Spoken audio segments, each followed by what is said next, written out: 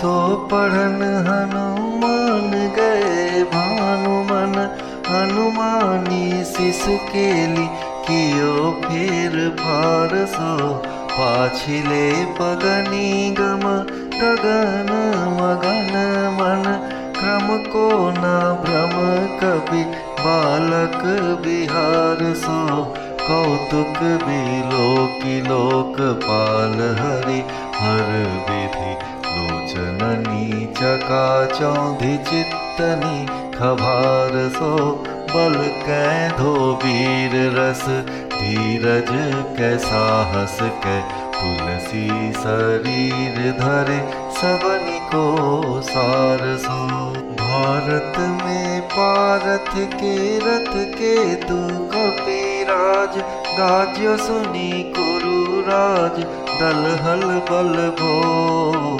कहियो द्रोण भीषम समीर सुत महावीर, वीर रस बारी निधि जाको बल जल भो, बानर सो भाय बाल केली भूमि भानु लागी, फलंग फलांग होते घाटी नवतल भो, नाई नाई माथ जोरी जोरी हाथ जोधा जो है, हनुमान देखे जग जीवन को फल भो, गोपद पयोधि करी होलिका जुलाई लंक, निपट निशंक पर पुरगल बल भो, द्रोण सो पहाड़ लियो ख्याल ही उखाड़ी कर, कंदुक ज्यों कपि खेल बेल कैसो फल भो,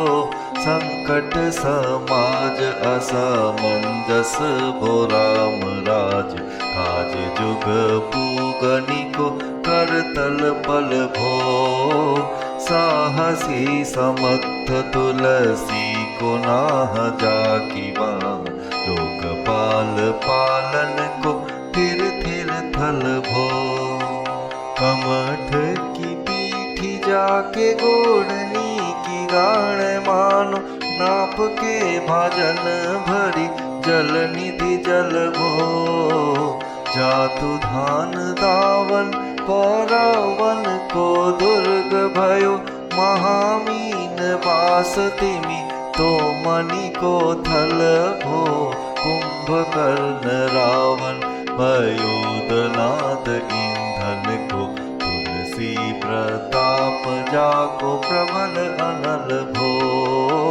भीषम कहत मेरे हनुमान हनुमान, सारी खो त्रिकालना त्रिलोक महाबल भो। सूर्य भगवान के समीप में हनुमान जी विद्या पढ़ने के लिए गए।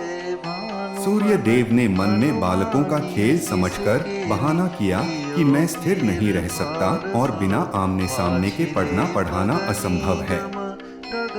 श्री हनुमान जी ने भास्कर की ओर मुख करके पीठ की तरफ पैरों से प्रसन्न मन आकाश मार्ग में बालकों के खेल के समान गमन किया और उससे पाठ्यक्रम में किसी प्रकार का भ्रम नहीं हुआ। इस अचरज के खेल को देखकर इंद्रादि लोकपाल विष्णु, रुद्र और ब्रह्मा की आंखें चौंधिया गईं तथा चित्त में खलबली सी उत्पन्न हो गई। तुलसीदास जी कहते हैं, सब सोचने लगे कि यह न जाने बल, न जाने वीर रस, न जाने धैर्य, न जाने हिम्मत अथवा न जाने इन सब का सार ही शरीर धारण किए हैं। महाभारत में अर्जुन के रथ की पताका पर कपिराज हनुमान जी ने गर्जन किया, जिसको सुनकर दुर्योधन की सेना में घबराहट उत्पन्न हो गई।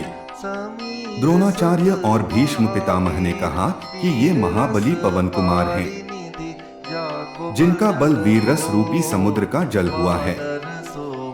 इनके स्वाभाविक ही बालकों के खेल के समान धरती से सूर्य तक आकाश मंडल को एक पग से भी कम कर दिया था। सब योद्धागण मस्तक नवानवाकर और हाथ जोड़ जोड़ कर देखते हैं। इस प्रकार हनुमान जी का दर्शन पाने से उन्हें संसार में जीने का फल मिल गया।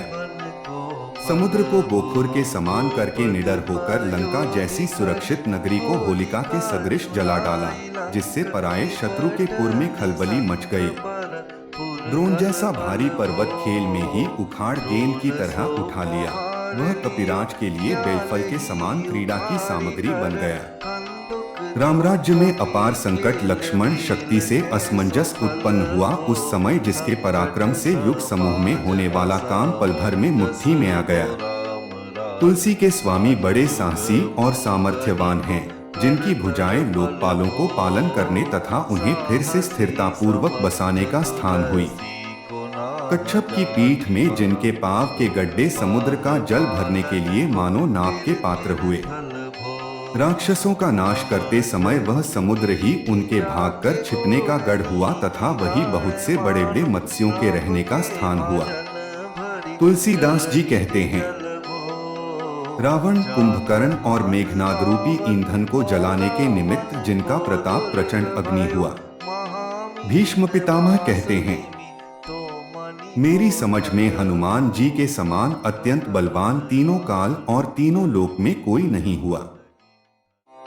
श्री राम जय जय राम, श्री राम जय जय राम, श्री राम जय जय